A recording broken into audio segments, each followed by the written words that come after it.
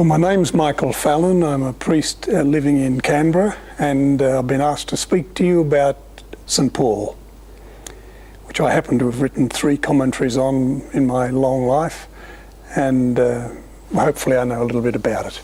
Well, if you're interested in reading St Paul, and I hope you are, there are 2 things that need clearing up before we get into it. One is, it's very common for scholars, writers, to talk about St Paul's letters, of which there are 13 in the New Testament, and they suggest that half a dozen of them were written by Paul's disciples, not by Paul himself. And they've got their arguments for that. I just want to make it clear at the beginning that I don't find their arguments conclusive. There's no problem about Paul's disciples writing in his name. If I could give you an example, it'd be like Mary MacKillop, for example, and you've got the present leader of the Josephite nuns, and she might write a letter to the rest of the Josephites and say, "I, Mary," and she's in that form, she's trying to get the heart of Mary MacKillop for today, trying to get her feeling and what she would be wanting to say in a later generation. And that's clearly and the people reading what she wrote know who's writing it, but they're trying to get in touch with the spirit of their foundress. So for a disciple of Paul, 20, 30 years after Paul's death, to do the same, "I, Paul," and then write what he considered Paul's ideas for a new situation, in theory, there's not a problem with that. And the writing was accepted by the community as valid and inspired, and so that's it. But it still keeps the question open, did Paul write it? Because if Paul didn't, what we're getting is a second-hand, indirect indication of Paul's thought. I reckon Paul wrote all 13, but for some of them it's critically important. The letter to the Ephesians, for example, which is one of the ones they suggest Paul didn't write, I'm sure Paul wrote it. It's stunningly beautiful, and it gives us wonderful insights into Paul's thought and heart and feeling and ambition and desires. Likewise, the letter to the Colossians and the second letter to Timothy, which he wrote towards approaching his own death. So my first point is, my desire would be for you to read all Paul's letters as coming from Paul. I'm convinced they could come from Paul, and I think they do. Second point of introduction is, again, scholars repeat each other a lot, as we all must. And what about Acts of the Apostles and Luke? Some say Luke, for example, is a good theologian, a good writer, a beautiful writer, in fact, but he's not really giving us history. He's using the form of history, but he's really just giving his slant on things. Again, that's not a bad thing to do. But I read an excellent book by a man called Hemer, H-E-M-E-R, English, but it was written in German, then I got an English translation of it, some 20 years ago now. And it's looking at what Luke wrote in the Acts from the point of view of a Hellenist historian of the 1st century. And it left me satisfied, convinced that Luke was giving us very good history and a very good insight into the real Paul, where he was, what he wrote, and why he wrote it. Well, they're the 2 things I want to clarify before I get into Paul. Perhaps it's really important to think Paul's writing letters. So if you're reading someone's letters and you haven't got the letters that they're answering, it's a bit like listening to a telephone conversation where you only hear one part of it. So you have to read between the lines a lot to get what Paul's actually saying, because Paul's writing to real people in a real situation which he's really aware of. So there's a lot of things he doesn't need to say because he knows them and they know them.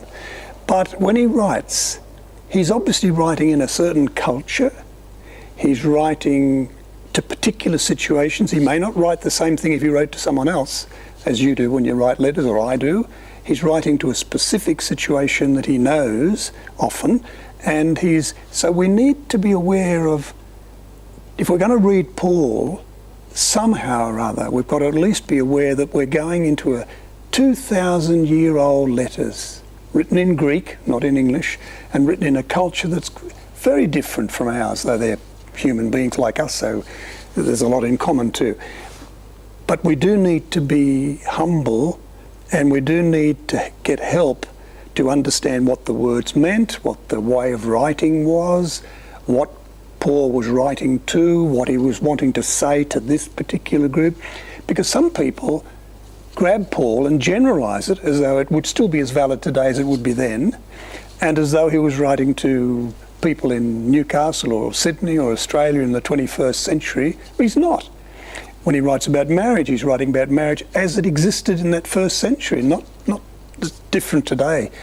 So we need to be very aware of the beauty of Paul's words. To find them, we have to know something of the culture, something of the feeling of people's lives. Another factor, and then I'll get on to the real thing, is not only are they letters, but they are revealing to us real people in real communities. And it's actually a little bit consoling, because some people, what would you say, idealise the first generation of Christians. Well, read the first letter of Paul to the Corinthians. For heaven's sake, they were doing things I'd never think of doing, and no community that I've ever been in ever is as bad as that. They're going to the Eucharist. The rich are eating on their own. The poor are eating separately. They're not caring about each other. They're having fights over, I'm for Paul, I'm for Apollos, I'm for Cephas, I'm for Jesus. They're divided. Some groups in the Corinthian community, he was there for 18 months teaching, and he'd visited them about 3 or 4 times, so he wasn't unfamiliar with them, and they weren't unfamiliar with the beautiful Paul, but they're still quite capable of being like us. Human beings who are struggling perhaps, and some not struggling well enough to live the life that Paul gave them. So they're real people, they're human like us, and Paul, and now we get to what I think is wonderful about Paul. Paul's a Jew. He never stopped being a Jew. He loved his Judaism. He was a Pharisee among them. But what Christianity gave him, what Jesus gave him, was a way of being a Jew that made sense to him and made sense to the mission that was given to Abraham centuries before, be a father of many nations. And he understood the Torah at last, the Jewish law, because it wasn't meant to be something confined for a little group. It was meant to be something for the world. They had a mission to the world. And Paul could see now what a Jew could give to his Roman Greek world in the first century. And that gave him enormous energy. But what pain it was for him too, because most of the Jewish community didn't accept Paul. They rejected him. One can perhaps understand that, but they did. So he didn't get the support there. And many of the Christians just couldn't grasp what he was on about. They followed him around to Galatia, they followed him up into Syria, they said, no, you've got to be a Christian, you must be a Jew. And Paul knew that was wrong. If you're a Jew, of course you stay a Jew. You bring all your Judaism into the Christian community. But if you're a Roman, you don't become a Jew, you'd be a Roman and bring all your Roman values into the Christian community, or a Scythian, or a North African, or a Greek, or a whatever. He was beautifully open to the unique gifts of the people he met in all these different communities. So anything but pushing people into funneling them into kind of being a particular way, he wanted them, however, to learn to love. So not only did he love them, he's a great lover, Paul, and his letters are full of just wonderful, sensitive, loving stuff. And it was because he learnt it, of course, from the Christian community itself, how these Christians love one another. It just meant everything to him. And he also reached out to all these different groups of people and kept gently encouraging them to be themselves, to find themselves, to be free to be themselves, but in their freedom, to be free to give themselves in love. Not free to do whatever they fancy doing on their own initiative or whatever else. He understood the purpose of the Torah now like he didn't understand it before. The law, he said it's beautiful. He talks about it as being precious. He talks about it being special. He talks about it being a gift. But what it was a gift for was to bring us, to open our eyes to see Jesus who he is and to see who the God is that Jesus revealed. Because revelation, Paul's clear on this too. Revelation isn't God letting pieces of information out, like you might feed the chooks or something, letting little bit less. So Moses gets a bit, and Jeremiah gets a bit, and Isaiah gets a bit, and now Paul gets a bit. It's not like that at all. Revelation is removing the veil from our eyes. So revelation happens when somebody gets it, when someone says, "Oh, is that it?" Jesus so beautifully presented God to the community, and then the community to Paul, that he got it. He saw, oh, that's what it is. So then he had to reach out to people, which he did, of course, in letter after letter and journey after journey, staying with them, suffering with them, loving with them, crying with them, but always presenting the God of Jesus to them. The God that Jesus fell in love with or knew, the God that Jesus prayed to, the God that Jesus revealed. And Paul's whole focus was on the way of Jesus dying on the cross. That's what struck Paul more. Jesus said beautiful things. Paul never knew Jesus before his death.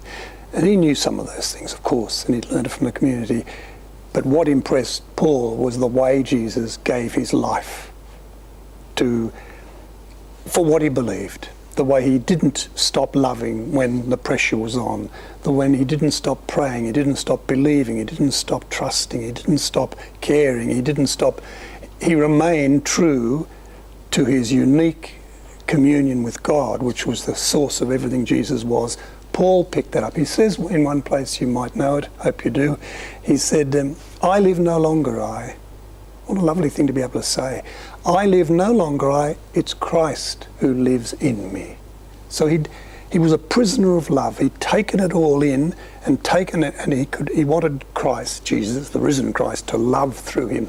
And he said, and this is wonderful, the life I live now, he said, in the flesh, now in body, I live, and it's very important to translate this correctly, because of the faith of the Son of God, loving me and giving himself for me. Paul lived because the faith that Jesus had in God was poured into his heart by the Holy Spirit. He sensed he had this same, not his own faith, but the faith of Jesus was something he could live on. And this Jesus, he believed, continually kept loving him and giving himself for him. So Paul obviously loved the communities and gave himself for them. So just to complete what I'm trying to offer you in this brief time, Paul doesn't say the last word on Jesus. He would know that. Paul said his word, his best word on Jesus. And it was accepted by the communities. His letters were treasured and cherished and copied and handed on. So we know we're getting in touch with a wonderful person, Paul, who was transformed by his communion with Jesus. But it's not the last word on Jesus. If Paul were living today, he'd write differently because he'd be writing to different communities. It'd be the same passion and the same basic insights, but it wouldn't be the last word. How do you ever put the last word on God? But another thing too, Paul is often accused, and this is where you need study, you need help. I need it too, we all do. Paul can be accused of being sexist, he can be accused of being irrelevant, he can be accused of being moralistic. I don't know, I'm probably asking you to trust me, but he's none of them. I can assure you he's none of them. He's wonderful in his openness to men and women, and he lived within his culture, of course, so that confined him as it does us all. But he was wonderful in both of those things, and some of the texts, and if you want to look up the commentary, you can see how I've tried to deal with them if you're worried about a particular text. But he's not. And when you say moral, when people sometimes accuse him of being moral, he just knows that the way we behave matters. Love matters. That's his key insight. And the way you love sexually, the way you love people, the way you love, it's all about, that's what life's about. So he wants us to love purely. He wants us to love with the heart of Jesus.